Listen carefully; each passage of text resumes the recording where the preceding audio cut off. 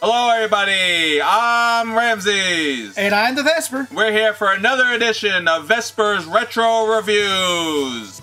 Today we're going to take a look back at Teenage Mutant Ninja Turtles, the 1990 original release movie. Came out on March 30th, 1990. Sit back, relax, it's time for some turtle power. Yes, that's right, just in time for Turtles Month. And what better way than to look back at the movie that started it all way back when. Yeah, this movie was a big deal back then because of the original series there in 1987. People were turtle crazy and they wanted a live action movie to come out about it. But thanks to director Steve Barron and Jim Henson's Creature Studios, they were able to make it come true. That's right, and what a movie it was. A very big box office success. Because this movie was made on a staggering budget of $13.5 million. Well, in 1990, that's actually a lot of money. That's right, but how much did they make? Over $200 million worldwide. That's right. This was a huge success. That's right. It was a fun movie, and part of the reason that this movie was such a success was the fact that there was literally nobody in it that you'd ever heard of except for one person. And who was that person? Well, stay tuned to find out. We're going to go over all the cast members right now, all the vital ones, as we always do here. So let's go ahead and start with the cast, with the four most important characters that there are. This is Teenage Mutant Ninja Turtles, so let's go ahead and start with Leo. Each of the turtle characters are going to have two important people portraying the character. One's going to be the suit, so while you see them on screen, they're jumping around, they're bouncing around, that's the suit actor. You're going to have someone moving the guy, but you're going to have another voice doing it. So we're going to mention two names here. So for Leonardo, the leader of the Turtles, the guy in blue, that is Leonardo, and the actor who portrayed his stunt work and his movements, that was David Foreman. And the voice was Brian Tochi. And the next turtle on our list is Michelangelo. We had Michelin Sisti in the suit, and we had, for the voice actor, Robbie Rist. And if you don't know who Robbie Rist is, who is he, Ramses? It's very obvious. Anyone who's anybody who grew up in the 70s, 80s, and 90s should know that Robbie Rist was Cousin Oliver on the Brady Bunch. That's right. In the last 6 episodes, they brought in a new kid actor onto the Brady Bunch, and that was... That's right, Robbie Rist. So little did you know that Cousin Oliver is the voice of Michelangelo in this movie. That's a nice little factoid you might not have realized. So Raphael is actually interesting because this is a case where the guy in the suit is also going to be the vocal guy. And that only happened for Raphael. I don't know why, but Raphael is a very major, important character in this movie. So they probably wanted one person to control everything of it because it's that vital a character. And playing Raphael is Josh Pays, very well known for his portrayal as Raphael in this movie. And finally, we have Donatello, and we have Leif Tilden portraying him in the suit with the most famous of actors in the 80s and early 90s, Corey Feldman as the voice. Now, we're not going to go into a whole explanation of Corey Feldman, but Corey Feldman was the 80s. Corey Feldman is definitely the biggest of the vocal actors in this movie. He's a former big star breakout character. He was one of the biggest. Gremlins, Goonies, Lost Boys, Stand By Me, you name it, Corey. He was in a lot of movies with Corey Haim. But very cool. A lot of people didn't realize that Corey Feldman was actually the voice actor of Donatello in this, because who would have thought? Why would Corey Feldman be doing the voice? He is. He wanted to do it, and he did a great job, by the way. I was very impressed with the job Corey Feldman did. And of course, after the Turtles, we have their mentor, the most important, the very reason why they know their abilities, their rat master, Splinter. He's portrayed by a very big voice actor from the Muppet Workshop. It is Kevin Clash, and I hope you all realize that Kevin Clash is the voice and puppeteer of Elmo! That's right, it is Elmo. That is right. Oh, and by the way, Splinter is the only fully animatronic creature in this film, and it took 3 puppeteers to use him. They did a brilliant job, and it should be known, sadly, very sadly, this was Jim Henson's last project before he passed away in 1990, and I think that's a very good way to leave. He wasn't happy with the movie, unfortunately. Jim Henson didn't want to be associated with so much violence and action. He did a brilliant job, and the Splinter portrayal you're going to see here is one of the finest work I think he did. Let's talk about the other stars that play an important role in this, beginning with April O'Neil, a reporter for Channel 3 News, which, wasn't that Channel 6? It's supposed to be Channel 6, and I guess technically it doesn't matter because this is not supposed to be based on the cartoon, but if they wanted to keep that continuity, they could have very easily made it 6. I don't know why they didn't, but yes, it is supposed to be Channel 6. Who was portrayed by Judith Hoag. Again, not a big actress. You know, she's very well known for her portrayal as April in this movie. But the funny part is, she was not happy with this movie. And you'd think, like, wow, wouldn't you be so satisfied? She was in one of the biggest movies of 1990. She thought the movie was kind of trash. She thought they dumbed it down. She thought that they got rid of a lot of the spiritual and the fun ninja history that she liked of it. She just didn't like the final product. And with that being the case, she didn't come back to the second and third movie. Money was the reason. She realized how well the first movie did. She wanted a huge raise. If they're going to bring her back, like, nope, we can get anyone to play April. And that was the end of Judith Hogg in the Turtles series. The next major human focal point of this movie is Casey Jones. And he's portrayed by Elias Koteas. Casey Jones is the vigilante. He's the guy that's going to be using all the weapons. And I can't wait to talk about him when we get to it. Elias is not a major actor either. Portrayed Casey very well in this movie. I liked the portrayal. It was very believable. He gave a new image and persona to the character. When we saw Casey before in the cartoon, he was this sort of, was mentally not all there. He was like from a movie. It was weird how they were portraying Casey Jones in the cartoon series. So they turned him into like a real vigilante here. Well, he's half the size of the one portrayed in the cartoon, and he's a lot more well-spoken other than sounding like Clint Eastwood. And now let's move on to the other important characters. Some more of the heroic actors, and then we'll get to the main villains here. There's only two that we have to mention. So the next is April's boss, and he actually has a big part in this. So it's not Byrne Thompson like in the cartoon series. They came up with some generic pencil neck guy called Charles Pennington, and he's played by Jay Patterson, and that's not a major name either. And he did a great job also. But the reason they use this is because his son, and that'll be Danny / call me Dan Pennington, will be a major plot point to the movie. And he's going to be played by Michael Turney, again, another nobody who didn't go on to anything except for his portrayal in this movie. But that's the reason why her boss is important, because the boss's son becomes the major focal point to connect everything together. And then you have, of course, in all 80s and 90s movie, the inept police chief, played by Raymond Serra, Police Chief Stearns. Yep, and Raymond Serra, another character actor, did dozens and dozens and dozens of TV shows and movies, and he looked the part. He played a New York City chief, and he actually was believable in it because he had that Ralph Kramden look to him. He really looked like, you know, someone who's been there and through it all and has been with the police force forever. So, for our bad guys, the most evil Shredder, also known as Haruko Saki, was played by James Sato. He is Shredder, as you've seen in the original cartoon series, was the main bad guy to oppose the Ninja Turtles. The Shredder character is very different in every medium that he shows up in. In the cartoon, he's a bumbling character where he can't get anything right. His plans are always foiled. He's always dealing with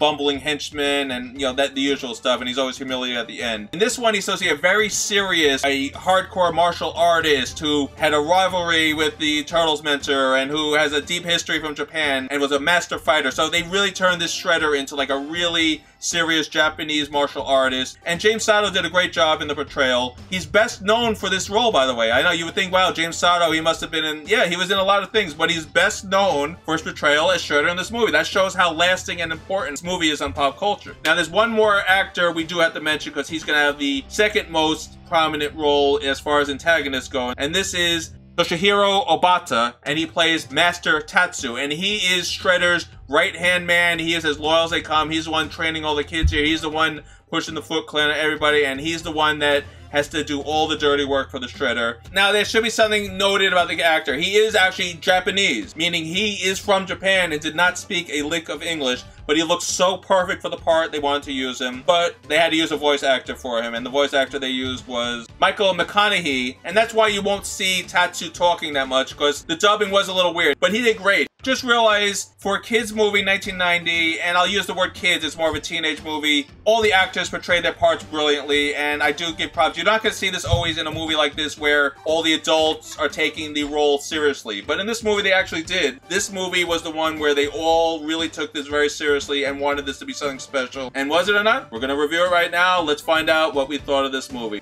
Sit back, relax, get ready. It's time for Turtle Power. We're going to get right into the first Turtles movie right now. I can't wait for Turtles Month. And we'll be right back in a second as we set everything up.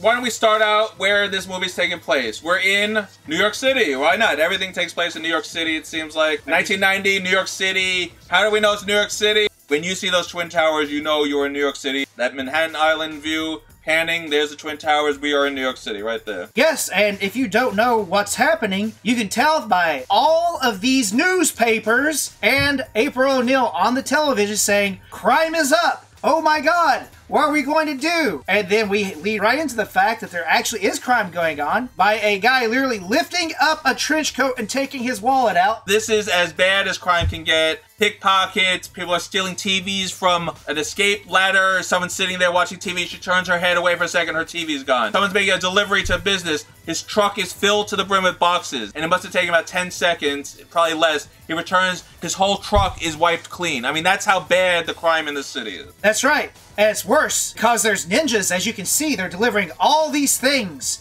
to the back of this van. Wow, all that stuff fits in that van. That's amazing. This is where we finally begin our story, because after all this happens, it's time for April to leave the news station and go back to her van. Yes, and she's leaving the Channel 3 news building, and she lost 3 numbers in her news here somehow. And again, the whole thing's silly. She's reporting that crime is out of control, be careful, it's not safe. She's walking by herself to her news van. I mean, how does this make any sense? Yeah, that's absolutely right. And what's the best part is the fact that sitting out here in this back alley next to her van is the actual van for the station with all the hookup equipment, all the cameras, and they're getting robbed by like 8 people. So she holds her all hands up, not a good night, nope, you're telling me. Now, this is going to be the introduction to the Turtles. So, first of all, you have to suspend belief that a news company reporting on how bad the crime is going to leave their news van in like a dank, disgusting alley and not put it in the garage, not put it someplace safe, not have security. But it sets up the situation because now we get a hero moment.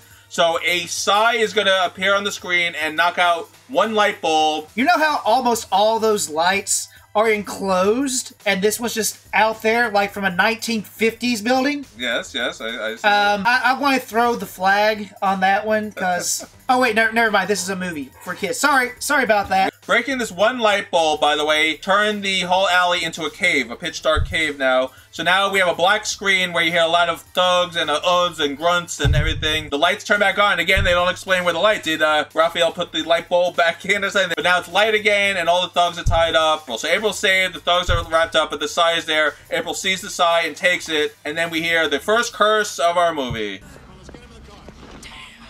Right, so Raphael utters that phrase, and that's where you hear all the kids going gas in the audience because a turtle just said that word. Oh my god, I can't believe it. But it also gives you your first tease of how the costumes are going to look, because you actually just get to see his eyes and his mask. And it actually doesn't look bad for the little establishing shot they... No, it's actually very cool. It really teases it. It's like, oh, I want to see him. I want to see what he looks like. Nope, we're only going to show you the red line. The mantle cover's lifted over his head, and Raphael's already upset. He lost a weapon in the process because that's not good for a ninja. Ninja should never lose his weapon. So, after April is saved, we immediately come to our next scene of the Turtles coming up with cool words they always used in the cartoons, like cowabunga, bodacious, all that. Radical, gnarly, tubular, yes. And then after that, they have the title shot. So if you didn't know the name of the movie, here it is, everybody. So Vesper's building up, so he knows you just see the shadow here. And then, as soon as the title card goes away, we get to see a full picture body of the Teenage Mutant Ninja Turtles. Now, I want to pause here because I saw this in the theaters and Vesper saw this in the theaters. In my theater, the crowd went wild after that title card was gone and they showed him frozen on the screen. The crowd went wild. It was all kids, and I guess I was a kid at the time too. Everyone went crazy. It was like the best moment. Finally, we're seeing the live-action Turtles, and here they are. How was it in your theater when they finally... Oh, they loved it. There was some clapping, but it was mostly, you could hear the gasp as people actually liked this, because this was a big deal to kids at the time. This was the first time that you got to see a cartoon come to life on the real screen, and you didn't hate it, like Masters of the Universe. Oh, yes, and boy, did they hate Masters of the Universe, including us. So yeah, the crowd went wild. You can imagine what this was like. I know a lot of you guys might not realize how big a deal it is, because Turtles is everywhere. It's never gone away since 1987 when it debuted. So you don't realize how big a deal it was when this movie came out. And that's why this movie did so well. People were anticipating this forever, and that was just the first shot. Now we're going to actually get to see them talk. We're going to get to see them interact. We're going to get to see where they live. Oh boy. Yeah, that's just a freeze frame. Now there's more to the movie after this, as we're going to continue with it right now. But the most important thing about this is that they just keep bantering. They're showing that they're brothers, which was always a key thing of the cartoons as well. They were a family. Awesome! Righteous! Bossa Nova! And so they return back, and they talk to Splinter, and he's like, calm down, children, and has that wonderful fatherly moment with them. Your ninja skills are reaching their peak. Only one truly important lesson remains, but must wait. And you're going to have to get used to this, because every time you see Splinter, he is the wise and old martial master that you've seen in all those old wire fu clips that were everywhere in the 80s. And the best part about this is, everybody's sticking to character because Raphael is ticked that he lost his sai. Donnie and Leo are like, oh, we'd learned so much. And then, of course, Mikey is in the back on a payphone, folks, ordering pizza. Right. Yeah, it's it's actually funny. I mean, you have to remember, as a kid, it's so silly. Splinter's trying to be serious with his kids, quote-unquote kids. These are his sons to him. And Michelangelo couldn't care less. He's hungry. Splinter, as the angry dad, saying, get off the phone. I'm trying to teach you something important here. And Michelangelo's like, hurry up with the pizza. Bye-bye. I love where they're going with it. And it shows that they are a family dynamic, and it's going to really play out later. Even this little silly scene, there is going to be payoff in all this later on in the movie. That's right, because Raphael is so ticked off, he has to go and vent, which is something you really don't see in the actual cartoon series. He wasn't really portrayed as the angry one that much. No, Raphael was the very sarcastic one in the cartoon. He would be always one with the witty and the snide stuff. But in the comic book that is based on, Raphael was the edgy one. So the movie sort of went a little bit with that, because now in the movie you can get away with that. So they wanted to go a little deeper with what his true personality is supposed to be. So Raphael puts on his trench coat and the hat and doesn't hide any other part of his body. And that seems to be a good enough disguise. I'm from New York, as I've mentioned many times in many videos. I don't know if that would have fooled me as a New Yorker, just putting on a hat and a trench coat, but it seems to do the trick in this version of New York, as everyone just takes him to be some weird green-skinned, round-headed guy. No, Ramses. They're prepared for it, because after all, New Yorkers deal with this.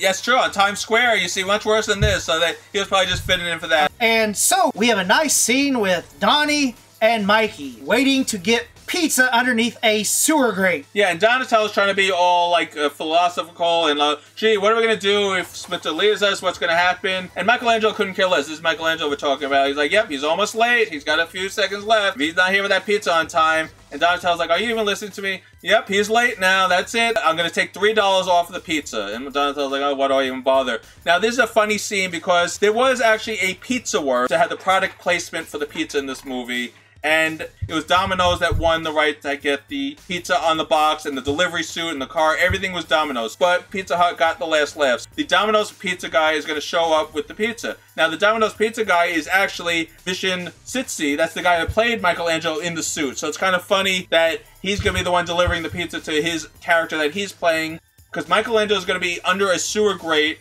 waiting for the pizza delivery. And of course, there's a slot in the grate big enough for a pizza box to be. And the guy's looking for the address. It's something in 1/8, and he's looking all over for it. It's like, 1/8, where's that? And then Michelangelo says, psst, right here, here's where it is. And he's like, what? Michelangelo throws a 10 up, and pizza delivery guy throws the Domino's pizza box down through the slot. It's a 10. He says, hey, it's supposed to be 13. And he's like, oh, well, next time be on time. And that's the end of the situation. It's actually a funny situation because he's talking to his own character as his own non-persona. So it's kind of funny how they played that out. Now, Domino's would have the product placement in the movie. So you would see like 2 or 3 times where it's a Domino's pizza box. They're very clearly going to show that. And the funny part is it's not Domino's pizza in the box. Anytime they open the box, you very clearly can see that is not a Domino's pizza. That looks like a huge, big style, cut perfectly New York City style pizza, but they're all in Domino's boxes. So they won the rights to use the box, but not the pizzas. They did not use Domino's pizzas in this movie. And also Pizza Hut, who lost the bidding war to have the pizza, and it got the last laugh because everything else related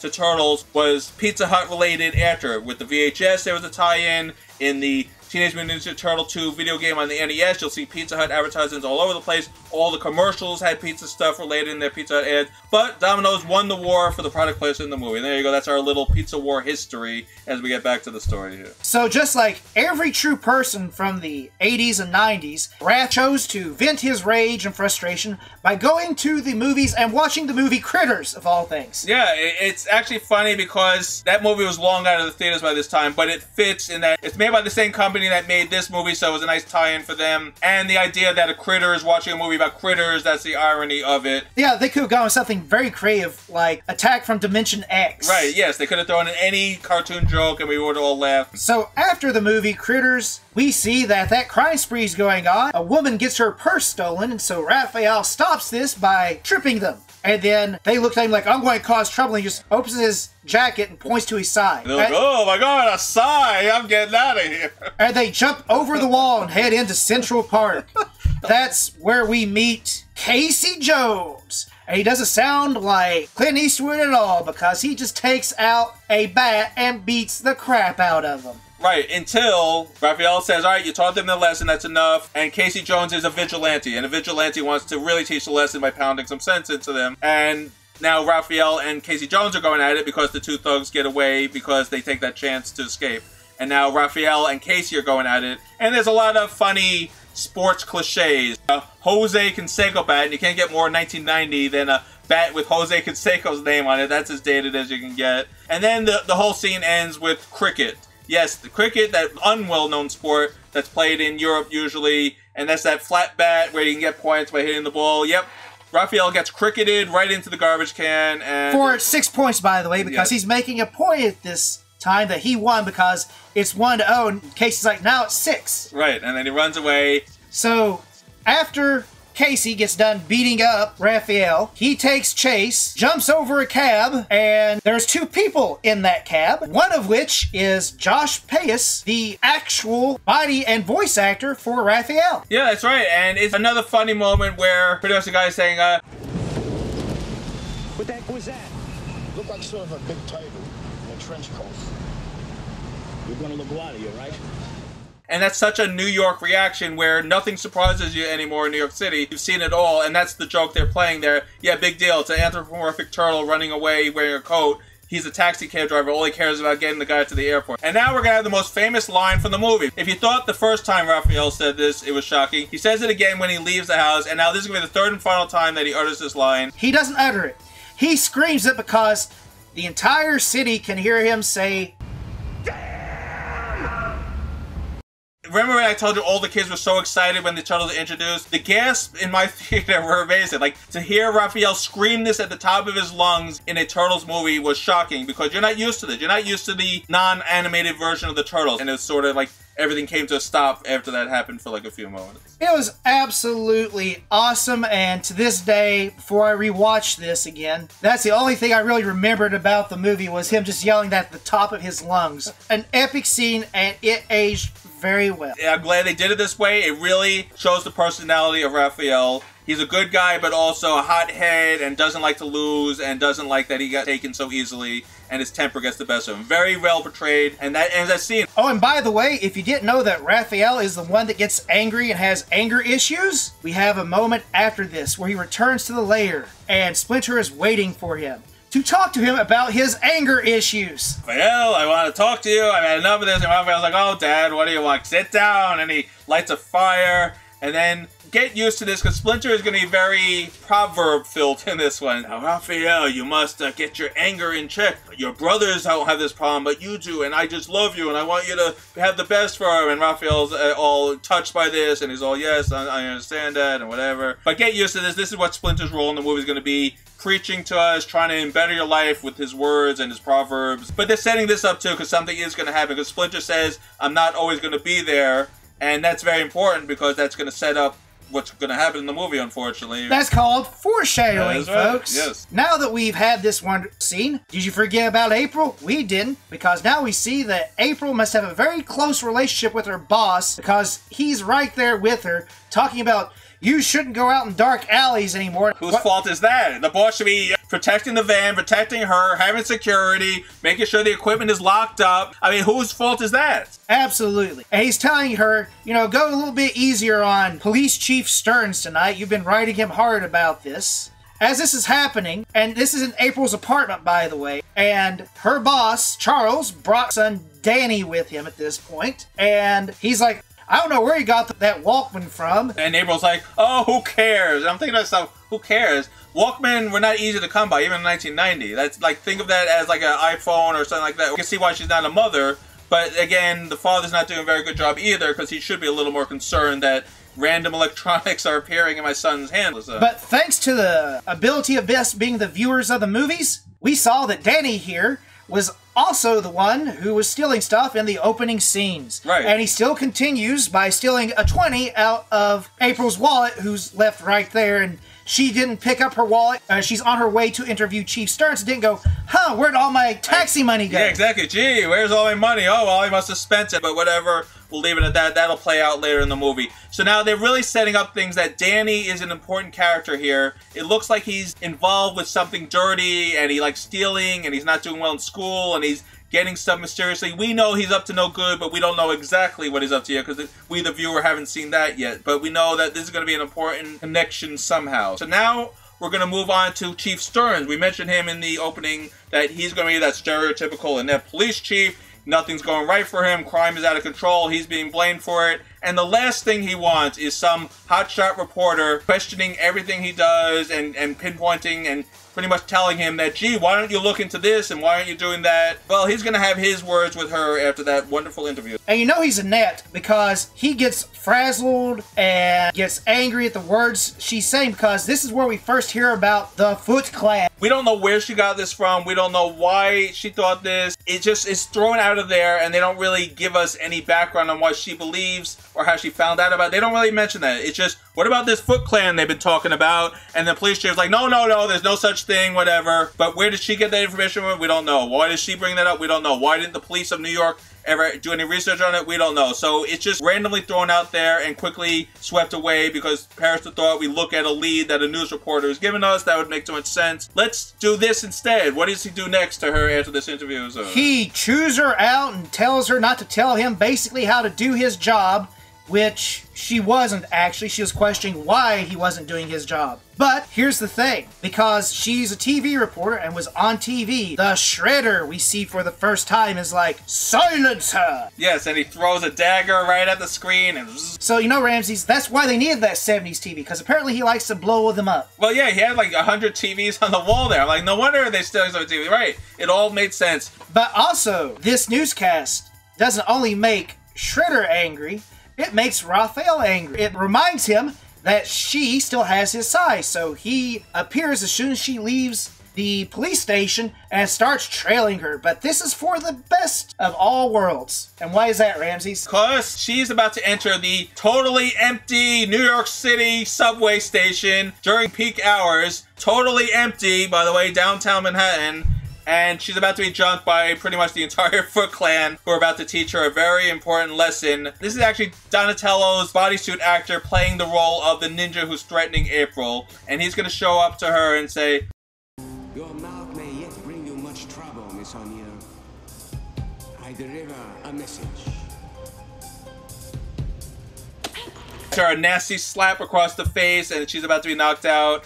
And that's when Raphael, her hero, shows up to pretty much save her because she's about to be overwhelmed by these ninjas and it's going to get very bad very fast. That's right. And like true ninja magic, he carries her over to the edge of the subway with the Foot Clan on the other side of it, and he just disappears after the subway disappears. I'm going, he just jumped down the tracks and ran like hell. And thank God this is one of the few times in the entire movie where the Foot Clan has a brain. They follow him. Right, so a master ninja, and I know they're young, they're teenagers, they're only 15 years old, it stayed in this movie. They're not the best ninjas, but you would think that you'd be a little more careful that you're not being tracked or followed. That seems like Ninja 101. You should always trace your tracks and make sure that you're not being trailed. And he looks for a second, says, oh, I don't see anyone, and that's the end of it. He just pretty much leads him right to his home. So, very foolish, but again, it's a teenager. We're going to give that as an excuse. But yes, the Foot Clan, one of the Foot Clan members followed Raphael all the way home. Raphael, what'd you do? You just brought a newscaster home. Yeah, we like her, but you didn't have to bring her home for us, pretty much. Yeah, and you have tons and tons of banter. And you knew that she was going to wake up, and she does. And the first thing she sees, because this was established earlier on, that she hates rats.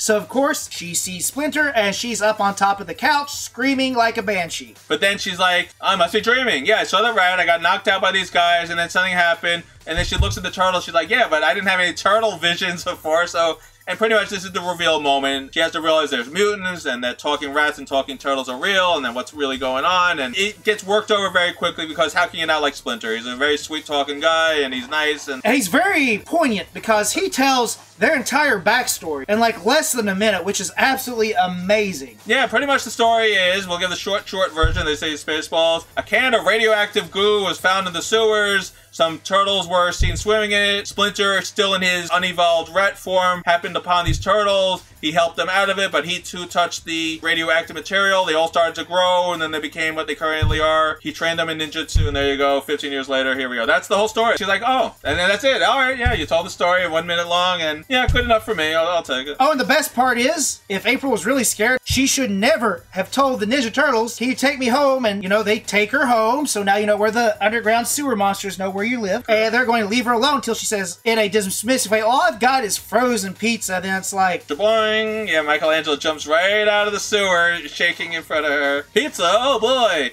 So I guess even frozen pizza is good to these turtles. So pizza, that's all it took, and now all of a sudden April has to bring them all into her apartment, and that's important that she did. She's going to build a very good bond and relationship. They're all going to sit around the table, they're going to joke as they eat the pizza. Mikey's going to do impressions, including Cagney of all people. So I mean, they're not watching some modern television. Yeah, you know, even as a kid, I don't think I realized who these people were. But the idea is, you have to remember, they're underground and they don't have access to everything. So this is probably all the media they were able to see at the time. This is all they had reference to until they were able to get a properly working TV. So it makes sense that they would be dated because that's all they had access to. It raises the question, did they watch it on beta or VHS? I guess they're trying to say that they don't have money and they don't have access to easy technology, so pretty much whatever they can find and get and scrape and collect is what they have to work with. So, after the turtles are absolutely done messing up and having fun at April's house, they decide to finally return to their lair and tell Master Splinter about what a great time they did.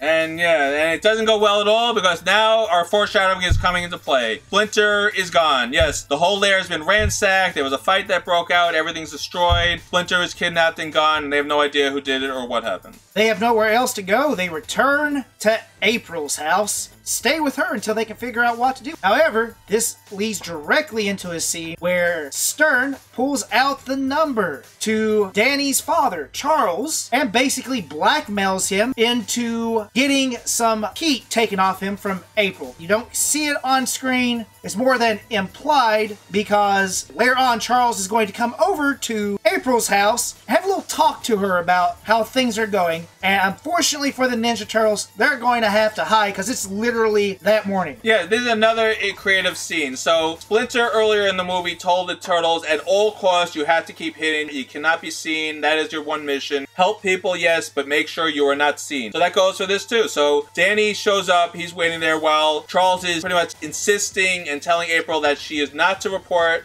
on this Foot Clan story anymore. Let the police do their job. And April's pretty much like, screw you, I'm gonna do this. I don't care. Charles is like, oh my god, what am I gonna do with you? And it's very silly because if a boss did not want you to do something, he would make it so you didn't do it. So it's very weird how this all plays out, that she's still able to do it even when the head of the network is saying you can't. I don't think you would be able to. But this is setting up something that's gonna happen. Now, they're gonna be jumping all over the place. We only see two turtles here. You see Michelangelo has to keep on avoiding Danny's view. Michelangelo's hiding under the tables, and Danny keeps looking over, and he's gone. And then Donatello's in the shower stall, in the bathtub, where the boss keeps looking, and then he's gone, and Donatello escapes to the ceiling. But it's also setting up that Danny's a problem, and that April's boss is a problem. So it sets up a lot of stuff in this one scene here that's all going to play out later on in this movie. So now, they leave, and they have a nice little father-son talk. By father-son talk, I mean he says one word, then he's like, ah, and this runs out and away. Now, this is important because this leads us into actually seeing and understanding where their hideout's at. And it's on the East Warehouse on Laird's Island. Here's the thing about it, Ramses. Take a look at all this cool stuff going on. Ignore that kid smoking the cigar there. Yeah, the cigar. But yeah, you see some very popular merchandise that's appearing there. Let's see. I see a Narc video game. That's pretty cool. And I see a lot of cigarettes there. Yeah, a lot of smoking. And, where are they drinking? Table and where are they drinking? And then I see. Oh, and there's that Archie Comics box over there. That's kind of cool. And then stop. Oh, yes. Look, there's a Pepsi machine. There's Pepsi cans there, Diet Pepsi. Oh, wow, the greatest drink ever is in this lair. This is wonderful. They have such good taste. Pepsi products, of course, it makes perfect sense. You couldn't have any other drink if you're going to start your own organization. Pepsi, the drink of champions, and it fits so perfectly here. Is he gone now? Oh, boy, that was close. You can't talk bad about our sponsors, but at any rate, this is actually kind of cool because you can see that Shredder runs a tight operation. You can smoke, which is fine, but you can't do drugs here. Oh, alright, well, that's good. And he allows skateboarding, which is nice. And he allows lots of gambling. I'd say they're all gambling. I mean, it's also serious. These kids are, what, 13, 14 years old? I mean, the whole thing's a little silly. Well, I mean, who cares if they're gambling? It's not their money, right? I guess not. I guess they're just throwing around random money. So you might be asking, what is the purpose of all these kids? Well, it appears they're starting their own clan of soldiers, and they're going to reel them all in. The purpose is they're training them to become new ninja warriors. So when they become old enough, and now, as we see in the next scene, they're training, they're fighting. So all the older teenagers who have been there a while now are now their foot soldiers. That's what they're calling them, where they're all training and they're fighting. So Tatsu now takes in all the older kids. And the idea is, yep, get all these kids in, treat them like family, but the idea is we're going to brainwash them and turn them into our soldiers. After all this happens, a bell rings and they all have to go to the central gathering area to see the Shredder appear. And then Shredder, who's Oroku Saki, is going to give his speech that there's a new enemy because they were beaten up when they went after April. So now he realizes, wait a minute, someone is actually stopping me. And he realizes they're fighting with his old enemy's fighting style, Yoshi. Not that Yoshi, Vespor. Yoshi, another... Hey, it's much better. And now they have Splinter captured. So he mentioned we have these creatures, and then you see Splinter's all beat up, and he's all battered, and he's chained, and he's in a lot of pain. We will stop them at all costs. I want these turtles stopped. And then someone interrupts him, Master Shredder. And he's like, well, who would dare to interrupt Shredder? And then it's Danny, and he raises his hand. So, uh-oh, Danny saw Michelangelo before, so now we know where this is all going. So now the turtles are watching April on TV in her apartment. She goes right back to... talk bad about Chief Stearns, and it's during an interview, and it is like twisting the dagger as she brings up all about Foot Clan and everything else. Now she wants to thank certain citizens, including a special one named Raphael. And then Raphael's like, oh, golly gee. They're all making fun of Raphael, and he's like about to beat them all up. But eventually, this leads into Raphael getting angry because of the teasing that they're doing nothing to save Splinter, and Leo explains they have to wait on April to find them information because, in all honesty, April's proven to be the most competent police person in the entire city, even though she's a reporter. Yeah, she knows about the Foot Clan. She has a little idea of what's going on. Be patient, and we'll figure out. That's not good enough for Raphael. He storms out and runs to the roof to do some training. But lucky for him, as he's up there venting his anger on another rooftop, and we're talking way across the way, is Casey Jones, who's working on some things, and he has this nice vintage pair of 1950s binoculars with him, as he spots this green dude doing acrobats, flips, and other things. And he's like, huh, I recognize this guy. It's amazing. Small world, New York City. But that's going to play out because thank goodness Casey saw him, because now what's going to happen? Well, the turtles are watching TV, and it's a funny cartoon they're watching. The tortoise versus the hare. And of course, the turtles are rooting for the tortoise. And we all know the tortoise wins in the end because Slow and Steady wins the race. That's the lesson of Tortoise and the Hare. That's not good enough for them. They want that turtle to beat up the rabbit every chance he gets. But while this is happening, Raphael's going to be jumped by a whole legion of Foot Clan. With this army of Foot Clan attacking Raphael on the roof, the three other brothers get to follow April as she gives her life story. How her father started an antique store and she wanted to try to keep it running and was losing money. You know, that good wholesome family thing going on. The turtles immediately understand that they too wouldn't give up on a dream of their fathers. Right, exactly. And April's giving the tour while Raphael's getting beat up, and they keep on making ironic comments about, oh, Raphael's hanging in there, oh, Raphael's tough, oh, Raphael will be around when he's around. As he's getting beat up, every time they make a comment, they shoot back to Raphael as he's getting pummeled by all the foot soldiers on top of the roof. And then finally, Raphael shows up as they throw him through the skylight on this building. Yep, he crashes right down, and he's out cold. He's beat up, he's battered, he's done, he's out cold, that's it. He's not going to be awake for a very long time now. And now the turtles realize, wow, okay, this just got real. As all the foot soldiers now jump through windows, they jump through the roof, and they're all now jumping right into her apartment. So her apartment's getting destroyed here as they're all fighting nonstop. Total pandemonium, and this is just the first phase of what's going to be a very long phase. Yep, because the Foot Clan's still getting their butt kicked, so they figured, we'll up it. Bring in the battle axes. So now they're all picking up these gigantic, sharp axes out of nowhere, and it's hilarious. And they just keep chopping, missing the turtles. But every time they chop, they make another cut into the floor, and that's going to play out too, because now they're weakening the floor. And don't forget, the antique shop is right below us in the apartment here. And they chop, and they chop, and they chop, till finally so many foot soldiers jump in that the floor gives way, and they all crash down into the antique shop below. That's right, and that's where things start going bad. And they get even worse whenever a foot soldier decides to delete himself by stabbing a power line and starting a fire. And now the whole place is ablaze, just as Casey Jones shows up to save the day. But all he's going to be able to do is get everybody to safety now because they're so overwhelmed. So Tatsu has shown up also, and he's telling him to kill everybody. April's like, oh, here's an escape route. There's like a little back door there that was blocked away, and they opened that, and that's how they're all able to get out of there. And all the while, an answering machine, and this is going to play out now on what the consequences of what April did are. An answering machine is playing that only Casey can hear, saying, April, it's Charles. I'm sorry. I don't know how else to say this. You're fired, April. I'm sorry. I know this comes as a blow.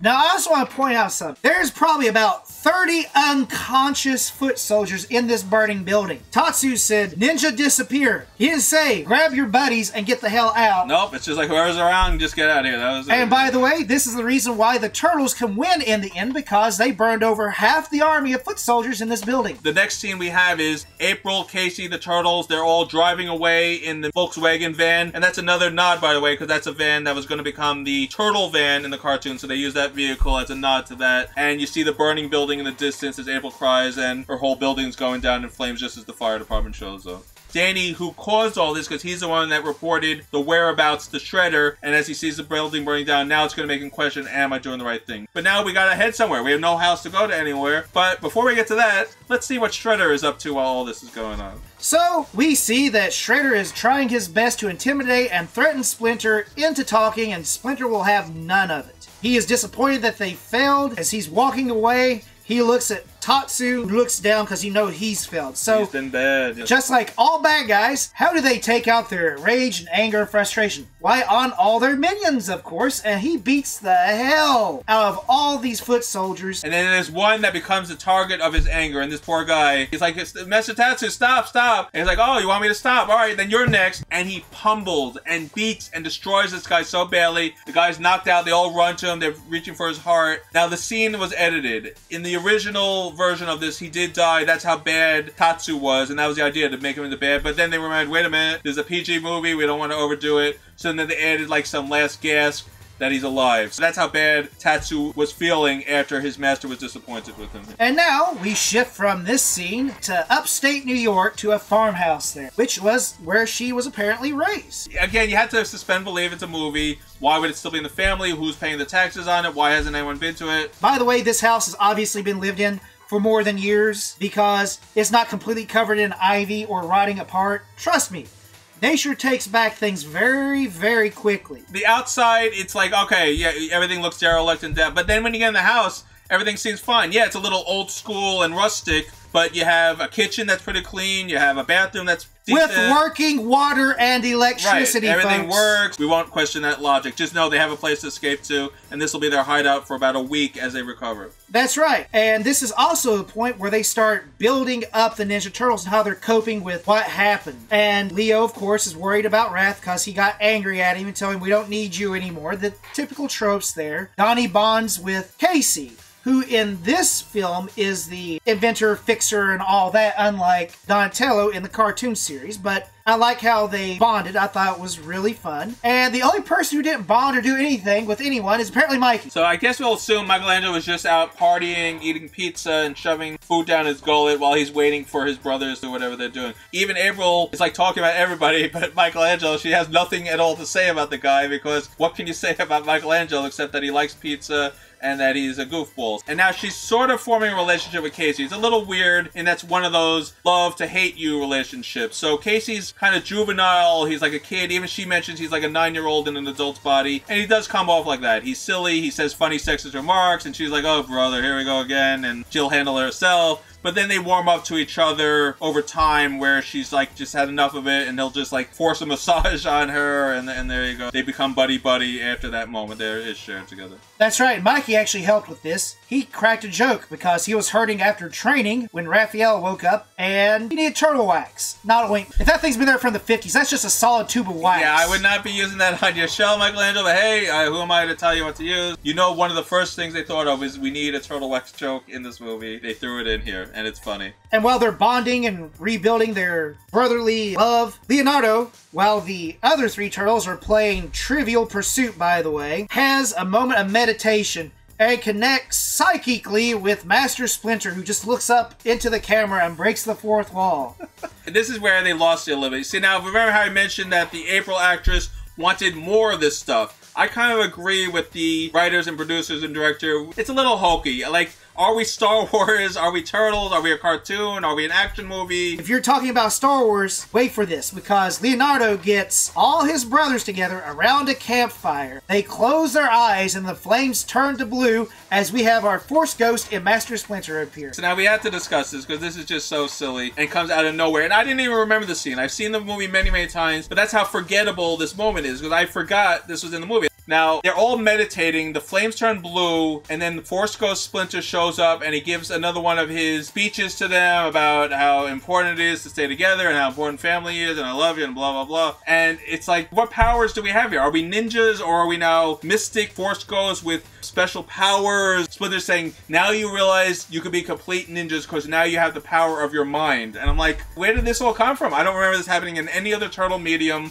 where you can just meditate and can communicate miles and miles away with someone else because you have a connection through a flame. I don't even understand how this all happened. I like that it turned the movie into a more serious tone and that it wasn't so silly and jokey, but we can do better than that. Splinter didn't give any information. He didn't say, hey guys, come get me. Hey guys, I'm alright. Well, to me, I understood why they did it. Because they needed a reason to get them to come back and save Master Splinter because they didn't know what to do. Casey's fixing up a truck for him to get back with. But it was at that moment they decided they had to go back.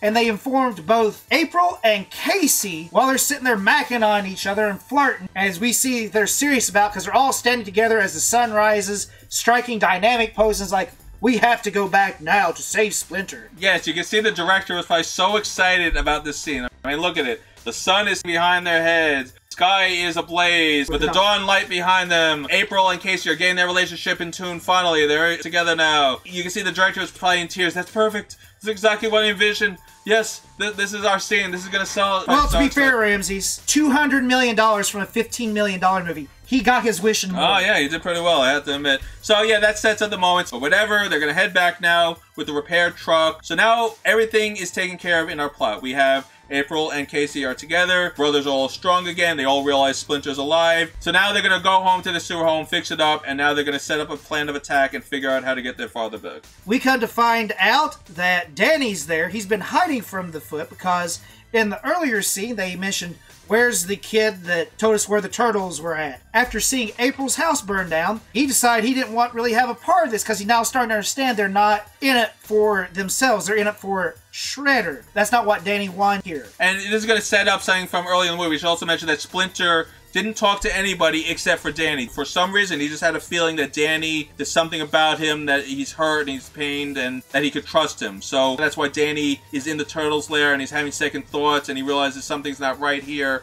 And it's all going to play out here. This is going to get very interesting now. That's right. So they all go to sleep. And Danny has flashbacks of talking to Master Splinter and decides he has to go back and try to help him. But as he gets out, he alerts Casey Jones, who said, I'm just going to sleep in the truck and prove to you that I'm not claustrophobic because I guarantee you that small of a cab of truck, I'd be claustrophobic in that thing. He follows Danny back to the warehouse where he high-fives one of his friends and goes about and doesn't notice that Casey Jones is literally 20 feet behind him. So now Danny has to find out more from Master Splinter. His talk with him confused him. He realized he's done wrong here, but he doesn't know what he's done wrong. And he realizes the Turtles and Splinter are somehow connected, so he has to talk to Splinter again. And Splinter, who's barely hanging on here, is like, so you're back. Let me tell you more here. Clear your mind. So now we're going to hear the rest of the flashback. Remember we told you before he told half of the story? Well, now we're going to find out the other half of Splinter's life story here. So we talk about Hamata Yoshi, which was his master. He was a pet for him originally in Japan. And Hamato Yoshi was the best Shadow Warrior of all. And he had a rival in Oroku Saki, which is Shredder. And they competed against each other in everything. But Shredder lost out in this rivalry because the woman chose Yoshi. They moved to America. so they wouldn't have to fight. But of course, Shredder swore vengeance, chased them across to America, killed her, then killed him, and in the fight, the cage that Splinter was in got knocked down, and he was able to leap up and scar Shredder's face. And instead of Shredder killing the little rat that scarred his face, he just cuts his ear off, which makes no sense to me. He would have chopped that rat right in half for daring to touch him. And by the way, if you are truly turtle fans, you should know that it was originally Yoshi that got mutated into a rat. That is one of the biggest things we should mention. Movie made changes, but one of the biggest changes that surprised everybody was that Yoshi and Splinter were two separate characters. In almost every medium, they are one and the same. The idea is the mutagen mutated Yoshi into Splinter the rat because that was the last animal he touched, the rat. But this one,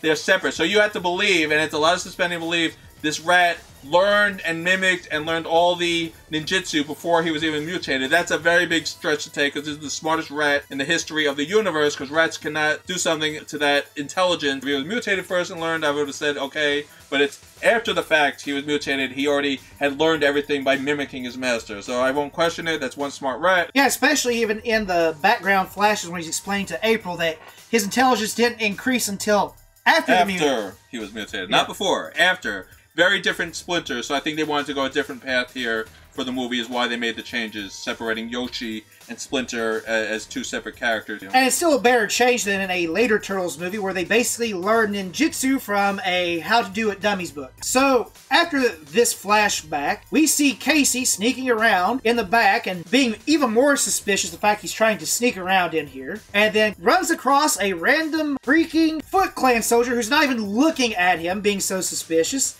and beats the tar out of him. Take his clothes like in every Saturday morning cartoon. Yes, it's the clicheist of all cliche. The, hey, come here, bow, bow, bow, and then you see him slipping the outfit the guy was just wearing on. It's done in almost every 80s and 90s movie. Why would this be any different? Why does the suit fit? How did he get it on? We won't ask those questions. Is the guy still in his underwear? Probably. I don't know. And now Casey's able to easily sneak around because he's wearing the foot soldier outfit. So now that Casey's got his disguise and we finished the flashback, of course, Danny has to run into the Shredder, who immediately looks at him and goes, "Where are you at?" And he makes lies. Nowhere, nothing. What are you? No. He like gives one word, ridiculous lie. And he's like, "You're lying." And then the Shredder instantly knows, using mystical ninja powers, that he has the clue he needs in his pocket. Oh my god, Shredder's gonna cut Danny a new one. Oh my god, this is terrible. Nah. Danny had a picture of one of the turtles in his pocket because April was drawing all the turtles while she was away in the farmhouse with them, and Danny liked the picture before he left the sewer base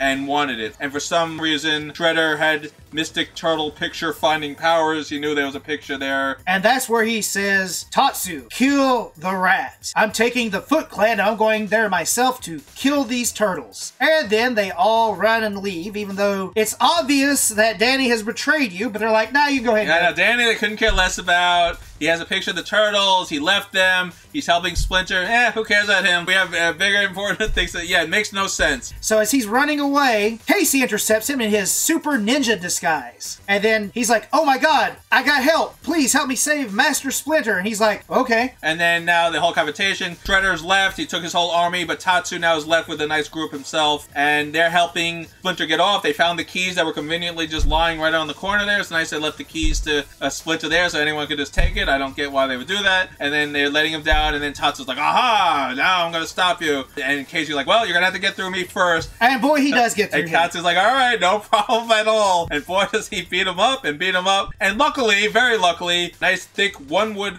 golf club is placed right there for Casey to take hold of. So basically what we're saying is Casey Jones sucks in a brawl, but if you give him a weapon, he's just going to whoop your butt. He does a 4, and then he hits him right in the chest. He goes oof, and then he gives him another hit, and he's down, and that's the end of Tatsu. For this movie, at least. We will see him again in the next movie. All the guys are like, "Hey, wait a minute. We're not letting you go." Now here comes the Splinter philosophical moment of the movie again, where Splinters say, "What about a family? This is not a family. This is a family." And even Casey's like, "Yes, family. This is a family. What you guys have is not your family." And then Casey's like, "Oh, enough of you guys." And they just all start walking away, leaving these kids dumbfounded by Splinter's wise words. I'm thinking to myself, boy, that's all it takes. You just say some brilliant words, and they're like, "Oh, you know, that talking rat makes a lot of sense." Now that, well, they're probably thinking, "Man, I don't want to get bit and get rabies from this giant talking rat."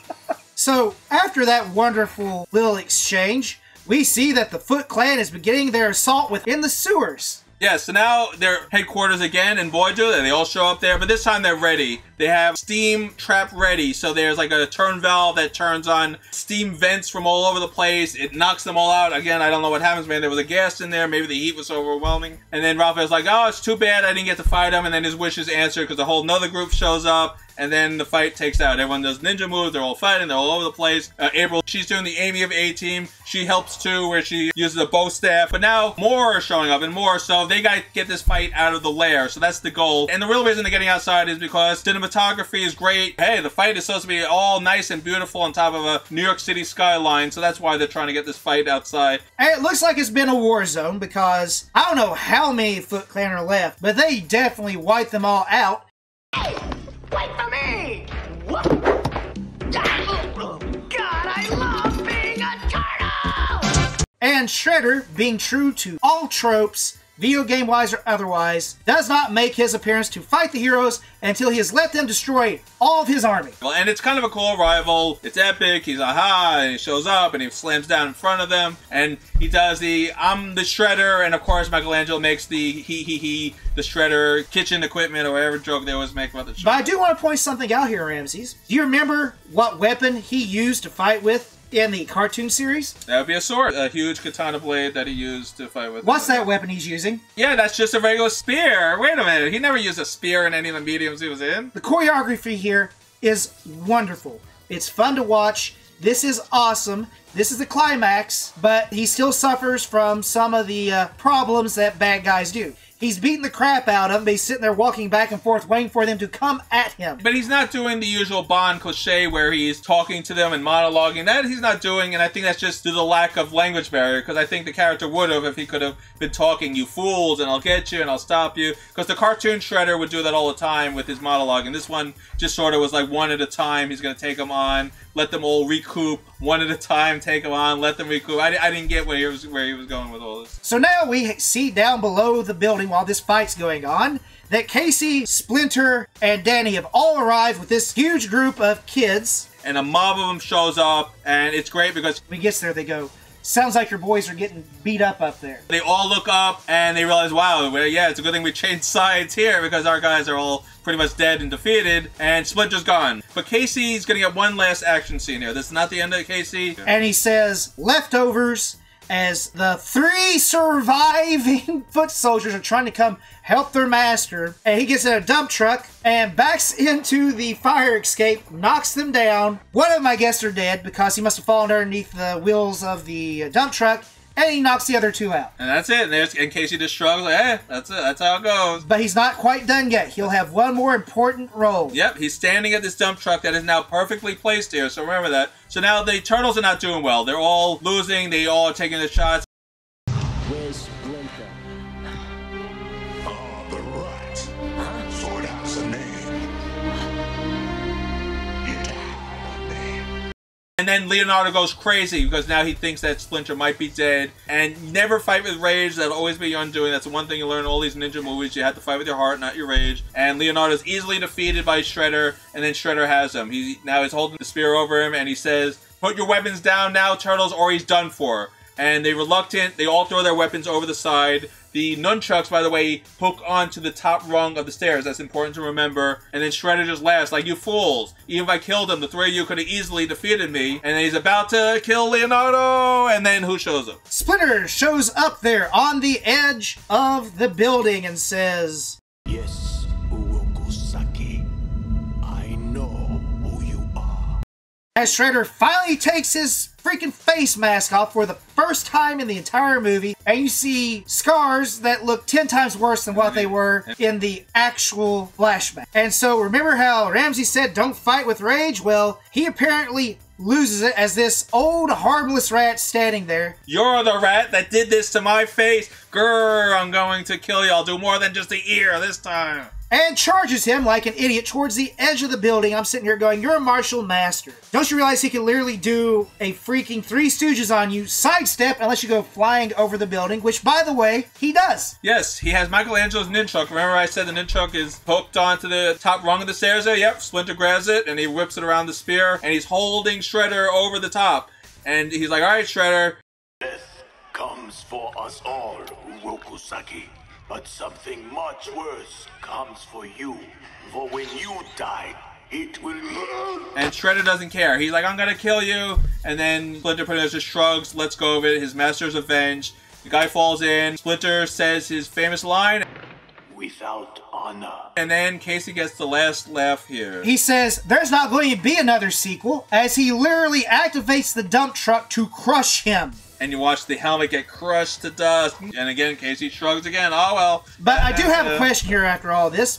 Splinter was like a quarter the size of Casey Jones, and Shredder's this big imposing dude. How the heck was he just standing there on top of that building, holding him like that with that spear? No wonder the turtles fear him. Like one slap from him on the back of their head to explode. Well, I'll assume it's two things. One, he's a ninja master, and two, he has a mutated rat's body, which is probably very powerful. If you made a rat that big, it would probably be quite powerful and deadly. I wouldn't want to mess with that. So that supposedly should end the movie. Okay, bad guy dead, good guys are alive, and now let's have our happy wrap up here. Yep, because just like every other incompetent police force in the 80s and 90s, they show up after everything is done, questioning what's going on, and then the bad guys tell them you need to go to East Warehouse on Laird's Island. Yes, that is a homage to the creators of the Turtles, and it's very cool they did a little nod like that, but it's so stupid. This cop who wanted April fired and was threatening, now he's all like, golly gee, yes, we will go to the island, and that's it. The cops all just leave right after that. You hear the sirens speeding off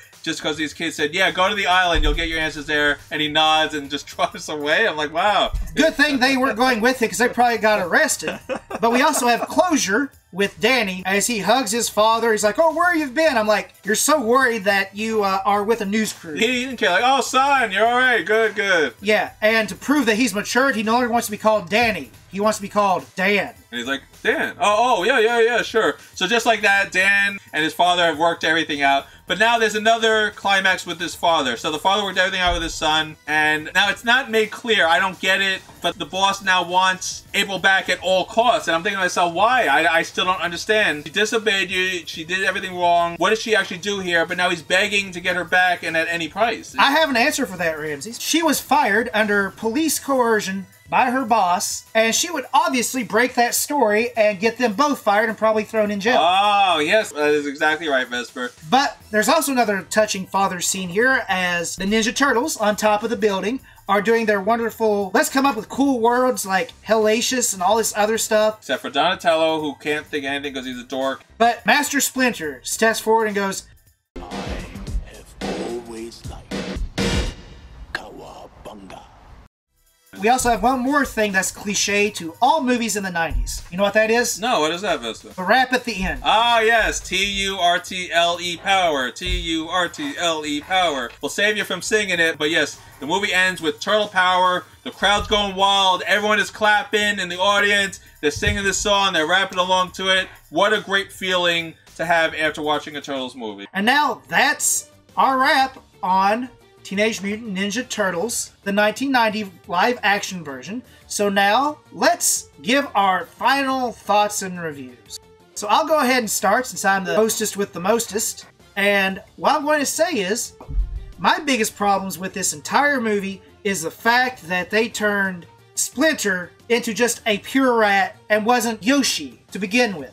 So I'd like to start with the positives of this movie. First of all, the Teenage Mutant Ninja Turtles suits looked awesome. Each of them had their own distinct personality, and they always kept true to Mikey being special, so you cannot forget about that. Setting was great. It was extremely dark, and during a crime spree, I was glad to see that there wasn't a single police officer on the street. But they always managed to show up after the crime was over with. It followed a lot of tropes, which was fun because tropes can be fun if they're done correctly. Banter between the turtles and how they developed was excellent. That kept true to the cartoon, and they did some other minor things like mystical ninja magic. So it had some ups, it had some downs. It was heavily dated because they kept throwing out names that only people that grew up in the 80s and 90s would recognize. But that being said, it kept to the fun, had excellent choreography, fight scenes were a joy to watch. It followed every beat of a good story, reaching a climax and catharsis, and it ended better than an A-Team episode, which is saying a lot. And because of that, I'm going to give this movie a grand whopping 3.5 stars out of 5. It is fun, definitely the best of all the Ninja Turtle movies out there, and I'm willing to argue that. It has its downsides, it's heavily dated, and some of the effects don't carry over so well. They went and they tried to make it a true live action. They didn't settle on CGI. All this is done with practical effects. Best of the Turtles movies you're going to get as of this date.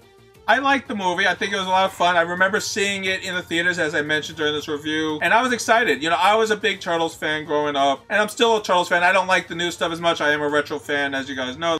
And this was a very good representation. You know, the anticipation for how are they going to do this? How are they going to pull off a live-action Turtles movie? It didn't seem possible. Well, they did it, thanks to Jim Henson's Creature Shop. May he rest in peace. This was Jim Henson's final project before he no longer was with us. And what a project to go out on. The Turtles looked great. Splinter looked great. It was an amazing story. They had great voice talent. They had great actors. Everyone took it so seriously. But of course, the main aspect of the movie was the action. They had fight scene after fight scene after fight scene, and it was fun. It was exactly how you would hope to see the Turtles. They were beating up Foot Clans, they were beating up thugs, they're spinning around, they're bouncing all over the place, they're throwing things, they're jumping things, they're using their weapons. It was a lot of fun, and the problem with the story is it is definitely dated, like Vespor said. They're going to mention a lot of things that don't make sense to a lot of people who'll be watching it now. I mean, what kid is going to realize who Jimmy Cagney is as he's doing You Dirty Rat and all this stuff? It's like, what is he talking about? It doesn't make any sense. You're going to have to probably look up, you're going to have to remember, you're going to have to wonder what they're talking about. It doesn't feel like 1990 New York. You know, I was obviously in New York at this time period. This movie does not feel like this is capturing the 90s New York, because we're not really doing anything New York related. We're in the sewers, we're in a factory, we're on the streets, we're on a rooftop. We're not really interacting anything New York, so you don't really lose that aspect. This could be taking place anytime, and it works because it's just generic New York. And then the relationship with Casey and April, you knew that was going to happen no matter what. It's kind of a forced relationship. I didn't mind it. It worked out in the end. And then Leonardo feeling bad for Raphael. The funniest part of this whole movie is just Splinter with his proverbs. It was a very weird portrayal of Splinter. I, too, did not like that they separated the Hamato Yoshi and Splinter characters into two separate characters. I hated it at the time. In this one, they had to put the rivalry with that the rat attacked Shredder because he killed his master. But that's not enough of a rivalry. It should have been they were the ones fighting over the girl, and what he did to the girl is the reason that they have this rivalry. That would have made just as much sense. It didn't change the movie. It just made it a little weird that a rat learned Nujitsu before he was even mutated. I don't even understand that. It doesn't make any sense. Fun. I don't think it's a great movie. I think I'm going to be on the same level with Vespor here. It's the best of the Turtles movies, and I've seen every single one of them up to where I'm talking right now, and this is definitely the best of all of them.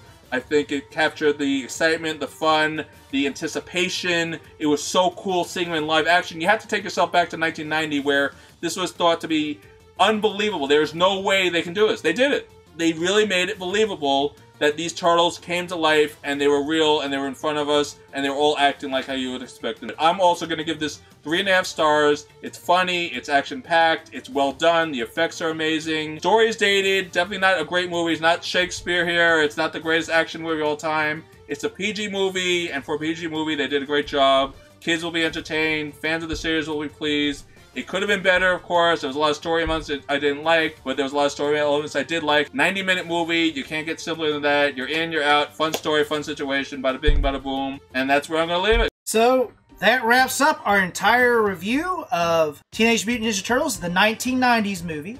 Thanks for joining us. Let us know what you guys thought. Are you a fan of the original movie? Do you want us to do the second movie? Do you want us to even do that third movie? Because we have a lot to say about that one if you want us to do it. We'll even do TMNT. You let us know. We love Turtles here, and we love looking back at the retro aspects of Turtles. So let us know what you thought of this movie. Let us know if you disagree or you agree. That's what we're here for. Don't forget to like, comment, subscribe, and of course, ring that bell. We'll see you all next time on Turtle Power. That's right, TURTLE, Turtle Power, Teenage Mutant Ninja Turtles. See you all next time here on Vesper's Retro Reviews. Thanks, everybody. Goodbye, everybody. What the amazing thing was is they accepted that there was a giant talking rat there very easily. Yeah, I know. You would think that'd be kind of disgusting and horrible and...